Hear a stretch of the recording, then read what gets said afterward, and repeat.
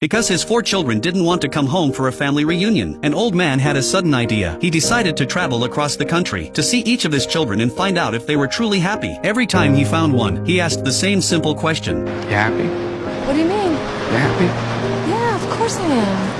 Hearing that his daughter was doing well, a quiet joy lit up the wrinkles at the corner of his eyes. So when he visited his eldest son, he hoped for the same answer. And though his son said he was happy, the old man could see something in his eyes. That slight hesitation gave it away. That's when Frank realized something. They were lying. None of them were truly happy. He couldn't understand. Why would his own children lie to him? To find out the truth, Frank asked all 4 of them to come home for Thanksgiving. But the day before the holiday, his eldest daughter called. She said she was swamped with work and wouldn't be able to make it. Frank felt disappointed, but still held on to a little hope. After all, he had 3 other kids. Then he listened to the rest of his voicemails. One by one, they all said they couldn't come. Too busy with work. As a father, Frank felt a mix of emotions. But what could he say? Blame them? Ever since his wife passed away 8 months ago, none of them had returned home. When she was alive, she was the bridge between Frank and the kids. They told her everything. But now, things were different. They barely called him. That quiet distance had pierced straight into his heart. And all he really wanted was to know if they were happy. After sitting alone for a while, he made a bold decision. He would travel across the country to visit his 4 beloved children, one by one, and to make it a surprise. He wouldn't tell any of them he was coming. He packed his bags, brought all his medication, and began the journey. But he didn't know how far he could go. Before retiring, Frank had worked with protective coatings on power cables. Years of exposure had damaged his lungs. His health was fragile, and he needed medication on time. Flying was too risky, so he took the train. To everyone he met on the way, Frank proudly introduced his kids. His eldest son was a conductor, his youngest son, a painter, his youngest daughter, a professional dancer, his eldest daughter, a corporate executive. He spoke of them with pure pride. After a long day of travel, he arrived at his son David's apartment. He rang the doorbell again and again. No one answered. He waited on the front steps, hoping David was just working late. But hours passed. Still no sign. Disappointed, Frank turned to leave. But as he walked past a nearby art gallery, something caught his eye. A painting familiar brushwork. He looked down at the label. It was David's name. In that moment, Frank remembered how David used to say he wanted to be a house painter. But Frank had told him, become a real artist. Be someone important. Now, it seemed David had done just that. But Frank wondered, was it David's dream or his? The next morning, a neighbor helped Frank get into the apartment building. He knocked on David's door for a long time. No response. Trying to stay positive, he told himself David must be out of town. Then he bent down and carefully slid a letter under the door. I wanted to surprise you, but I guess you weren't home. I'll call you soon. Love, Dad. The rough start left Frank feeling low, but he had to stay hopeful because next, he was going to see his eldest daughter. On the way, he passed all kinds of travelers, but it was like he lived in his own quiet world now. He no longer talked to anyone about his kids. After a few days of travel, he found his daughter Amy in the backyard of a large, beautiful house. She was on the phone. For a second, Frank saw the little girl who used to run to him with open arms. It warmed his heart. Now she was a top executive, married to a wealthy man, living a life most people dream of. But when she saw Frank, her smile seemed a bit forced. And when he asked about her husband, she quickly changed the subject. Frank didn't think too much of it. He was too happy to see her and his grandson again. Later that night, the son-in-law came home. He and Amy acted loving in front of Frank, but at dinner, Frank noticed how cold and distant his grandson was toward his own father. At first, Frank brushed it off. Maybe the boy was just being moody. When Frank asked to stay a few extra days, Amy quickly made excuses. She said things were busy and hectic. That made Frank suspicious. And when he tried to take a family photo, both Amy and her son seemed uneasy around the husband. Clearly, there were problems in her marriage. Frank left a letter behind, then quietly moved on. He hoped Amy was happy, but now he wasn't so sure. Next, he went to see his other son, Robert. After several transfers, he finally found the orchestra where his son worked. He pointed at a poster with a conductor on it and proudly asked a stranger to take his picture. He was beaming with pride, but when he entered the rehearsal hall, he saw that Robert wasn't the conductor. He was just a drummer. The gap between dreams and reality caught both of them off guard, but Frank didn't believe his son had lied. When Robert ran up to greet him, he still looked like that sweet boy from years ago. At first, Robert was thrilled to see his dad, but when Frank asked why he told everyone he was a conductor, his eyes started to dodge. Robert explained, being a drummer is less stressful. He makes money, gets to travel, and genuinely loves what he does. As for being a conductor, that was just his mom bragging. She was proud, so he never corrected her. Frank felt it was a waste of talent. He encouraged Robert to go back to school, work toward becoming a real conductor someday. He'd support him financially, if needed, but Robert turned him down. He was content with the life he had. Even after that, Frank still didn't want to give up. He asked to stay for a few days, but Robert said he was flying to Europe that night for a performance. Rejected again. Frank felt a deep sadness rise in his chest, but he kept it to himself. He quietly left a letter on top of Robert's favorite drum and asked the same question again. Are you happy?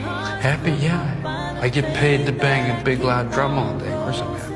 But Frank already knew. Robert was lying too. Just like Amy, a father is supposed to be the one person his children can lean on. But somehow, he had become part of the lie they all told. Still, Frank pushed on. He wanted to see his youngest daughter next. On the way, he tried calling David the son he hadn't reached yet. The phone rang and rang. No answer. At the station, he missed the last bus after mixing up the schedule. He planned to catch a train instead. But in the tunnel, he ran into a homeless man. The man looked about David's age. Out of sympathy, Frank gave him some cash, but the man followed him and tried to steal his wallet. In the scuffle, Frank's medicine fell to the ground and got crushed. He hadn't expected a simple act of kindness to end like this, without a prescription. He couldn't get a refill. Left with no choice, he rushed back home, this time by plane. But shortly after takeoff, Frank passed out. When he woke up, he was in the hospital. The good news? All his kids had come to see him. The bad news? David still hadn't shown up. Frank asked where he was, and that's when the others revealed a shocking secret. A secret that would change Frank's life forever. Want to know what happened next? Follow me. The rest of the story is coming soon.